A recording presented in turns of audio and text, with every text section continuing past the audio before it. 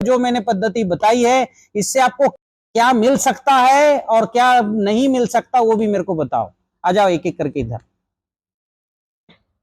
और ये बड़े इंडस्ट्रियलिस्ट हैं, उद्योगपति हैं।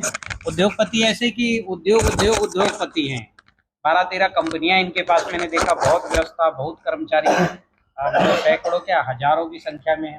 पहले इन्होंने 1.5-2 करोड़ रुपए का खर्च किया R&D में जैविक का, फिर अपने फार्मूले मिले, मैं गया इनके फार्म में। इस साल उन्होंने एक पहले ही क्रॉप में प्रोडक्शन इनने काफ़ी कुछ लिया, कुछ अच्छे अनुभव हैं।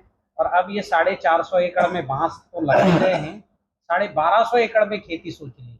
तो कोई व्यक्ति इंडस्ट्री से उतर के पूरी तरह से इधर आ जाना, मतलब बस ही बदल दिए इन्होंने, है ना, साधन ही बदल दिया। अब इनका पूरा समय देखता हूँ कि भाई खेती के बारे में इतनी बारीक सोचते तो समय दे रहे हैं। तो हमारे लिए बड़ा गौरव की बात है कि कोई व्यक्ति उधर से सीधे हमारी ट्रेन में आ गया, हमारी बस में आ गया।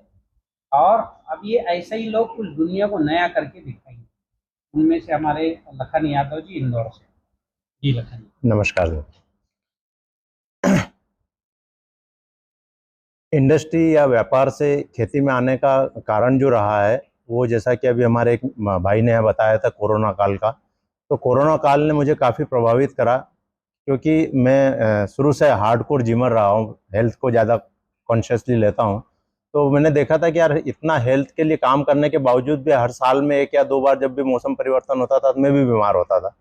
तो कहीं ना कहीं जो सिंथेटिक चीज़ होती है उन चीज़ों से हेल्थ नहीं बनती है। तो हेल्थ बनती है किस चीज़ से? तो अच्छे भोजन से हेल्थ बनती है। कोरोना काल में मुझे सीखने को मिला, क्योंकि लॉकडाउन हुआ था तो काफ़ी कुछ समय मिला अपने आप के ऊपर काम करने का और सीखने का। तो उस समय हमने सीखा, तो फिर ये देखा कि यार केवल किसान ही हेल्थ बदल सकता है। पूरे हिंदुस्तान की छोड़ो, बल्कि पूरी दुनिया की जो हेल्थ पे काम कर सकता है वो केवल किसान कर सकता है, और कोई दुनिया की कोई सी ताकत नहीं कर सकती। और किसान कब कर पाएगा? जब वो किसान खुद अर्निंग का सोर्स बना पाएगा वहां से। अगर वो कमा पाएगा तो ही तो वो किसी को अच्छा खाना खिला पाएगा। अगर वो कमाए, वो खुद ही नहीं कमा पाएगा बेचारा, तो वो क्या किसी को अच्छा खाना खिलाने की सोच पाएगा?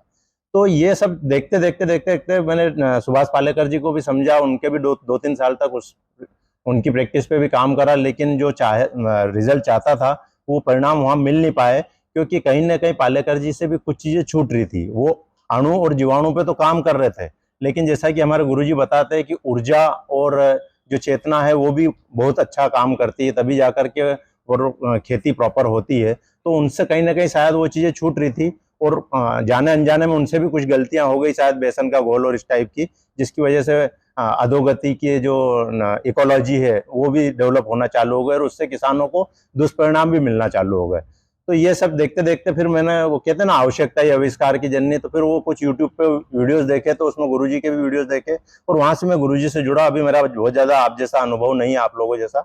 मैं करीब 8-10 महीने का बच्चा हूँ टीसीबीटी के अंदर, लेकिन इस 8-10 महीने में काफी कुछ सीखने की कोशिश करी है। गुरुजी के कम से कम 200-250 वीडियो में देख चुका हूँ, और उससे काफी कुछ सीखने की कोशिश करी, और उनको अनुभव भी किया है अपने खेतों में। तो उससे अच्छे परिणाम आए हैं। अभी जिस खेत के अंदर हमारा पिछले 2-3 सालों के अंदर पालेकर पद्धति पे या फिर रासायनिक पद्धति पे 1 कुंटल 2 कुंटल सोयाबीन पकता था, वहां पर अभी हम लोगों ने 9.5 कुंटल सोयाबीन टीसीबीटी से निकाला है।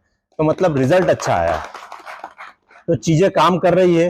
कपास पे भी हमने ट्राई करा, लेकिन कपास पे फिर भी हम उतना नहीं पा पाए, उतना नहीं ले पाए जितना कि हम सोचते थे। फिर गुरुजी से भी चर्चा हुई, तो गुरुजी ने भी कुछ और चीजें बताई है कि कहाँ कहाँ हमारी गलतियां रही है, हम आगे उनको भी सुधारेंगे। अब बात हम शॉर्ट में निपटाना चाहूंगा, क्योंकि समय ज्यादा नहीं है। गुरुजी को हम सुनने के लिए आए हैं कि गुरुजी ने बोला कि कैसे स्वास्थ्य मिलेगा, कैसे समृद्धि मिलेगी। तो दोस्तों, मैं जो है पूरी दुनिया में घुमा हुआ हूँ, काफी कुछ मैंने बिजनेस के सिलसिले में या फिर घूमने के लिए या क्या बोलते हैं उसको, ट्रेवलिंग के लिए मैं काफी दुनिया में घुमा हुआ हूँ। मैंने देखा है कि सब व्यक्ति हेल्थ को लेकर के परेशान है। एक्चुअली क्या है, पूरी दुनिया में जो होता है ना, ऊपर से नीचे तक कोई भी चीज फ्लो करती है। पहले पाश्चात्य संस्कृति, हमारा भारत जो है वो अमेरिका को और जापान को और इनको फॉलो करता है।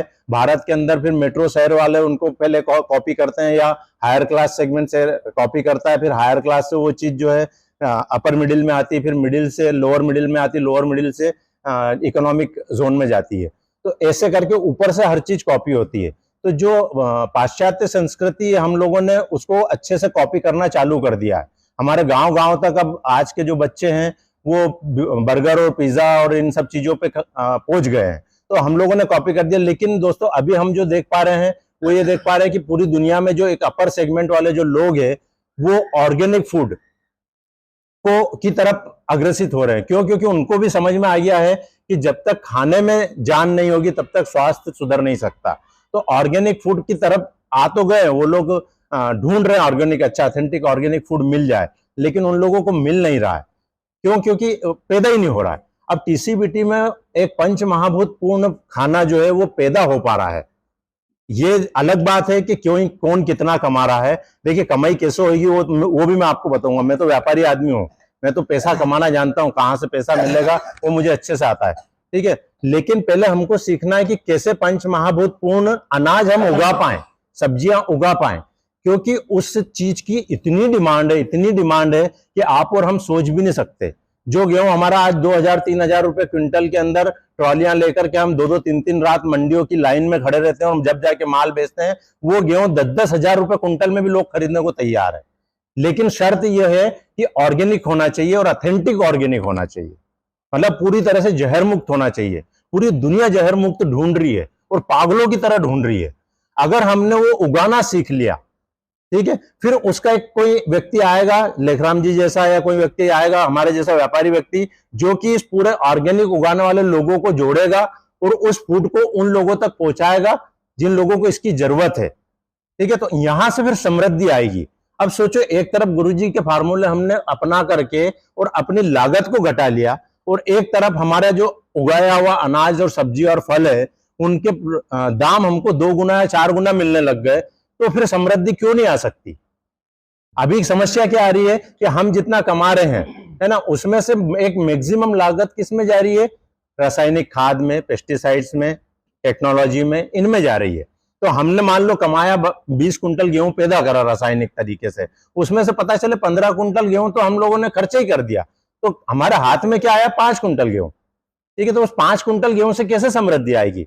समृद्धि कब आएगी कि 20 कुंटल गेहूं उत्पादित हो और गुरुजी के फार्मूले से तो 20 की जगह 25 होएगा, और लागत धीरे धीरे करके घट जाएगी। शुरुआत में लागत आएगी, यहां पर भी लागत आएगी शुरुआत में, है तो शुरुआत में लागत आएगी, लेकिन फिर क्या होगा? उत्पादन बढ़ जाएगा, और उत्पादन बढ़ जाएगा, और उसके बाद में वो ऑर्गेनिक, मतलब पंच महाभूत पूर्ण ऑर्गेनिक का भी बाप है। ऑर्गेनिक एक बहुत छोटा शब्द है उसके आगे। तो वो पंच महाभूत पूर्ण भोजन जब हम किसी को देंगे 2 गुना या 4 गुना भाव के अंदर, जब हमारा माल बिकेगा, तो सोचो क्यों नहीं समृद्धि आएगी। तो इस तरीके से हमारे यहाँ पर समृद्धि आने वाली है। स्वास्थ्य तो आएगा ही, क्योंकि वो हम पंच महाभूत पूर्ण खाना खाएंगे तो स्वास्थ्य मिलेगा ही मिलेगा। हमको उसके परिणाम मिलना चालू हो चुके हैं, है ना। जो गुरुजी ने बताया कि अग्निहोत्र की भस्म को इस तरीके से ऊर्जा जल बना के पियेंगे तो ऐसे मिलेगा, अपना जैव रसायन बना करके पियेंगे तो उससे ऐसे बेनिफिट मिलेगा, वो बेनिफिट हमको मिलना चालू हो गए। हमने अपने परिवारों में, अपने पूरे सर्कल में उस चीज देना चालू करी है, और उससे हमको उसका बेनिफिट मिलना चालू हो गए। तो स्वास्थ्य मिल रहा है टीसीबीटी से, समृद्धि इस तरीके से मिलेगी कि हम पहले उगाना सीखें और फिर उसको सही जगह तक पहुंचाना सीखें, बस इससे समृद्धि आ जाएगी, ठीक है। इसके बाद में आता है गुरुजी का तो तीसरा क्या है गुरुजी? सुख और शांति। सुख और शांति। सुख कैसे आएगा? घर में कलह के मेजरली एक मेजर रीजन होता है इकोनॉमिक कंडीशन।